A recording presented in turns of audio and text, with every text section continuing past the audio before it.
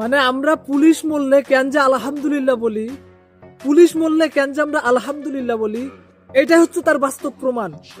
আমার ভাইদেরকে কুত্তা পিটান পিটাইতাছে, আরো খুশির ঠেলাই ইমোজি দিতাছে।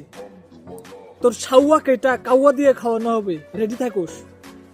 1 জুলাই হইছে দেশ রক্ষার জন্য, আর 1 জুলাই হবে আমার ভাই হাদি হত্যার বিচারের জন্য। শুধু স্বৈরাচারের এই দোসরগুলো চিহ্নিত করা হোক। আমার ভাইদের গায়ে যারা হাত তুলেছে, হাত তুইলা শুধু ক্লান্ত হয় নাই, তারা মানে উল্লাস করতেছে। ভাই আমরা যদি এখন চুপ থাকি, মানে আমাদের এই দেশটা বসবাসের অযোগ্য হয়ে যাবে।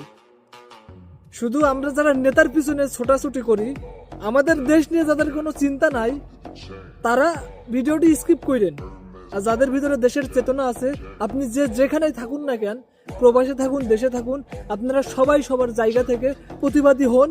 প্রতিবাদের ভাষা হিসেবেও আপনারা সবাই রাজপথে যান। আর যারা রাজপথে যাওয়ার সুযোগ নাই, যেমন আমি একজন প্রবাসী, আমার জন্য ভাই আমার তো রাজপথে যাওয়ার কোনো ওয়ে নাই। এই জন্য আমার সোশ্যাল মিডিয়ার মাধ্যমে আমি আমার প্রতিবাদের ভাষা হিসেবে সকলের কাছে ভিডিওগুলো তুলে ধরতেছি। দয়া করে ভাই আপনারাও শেয়ার করে প্রতিবাদে অংশ নিন এবং এই সকল জারজ মায়ের সন্তানগুলোদেরকে চিনে রাখুন।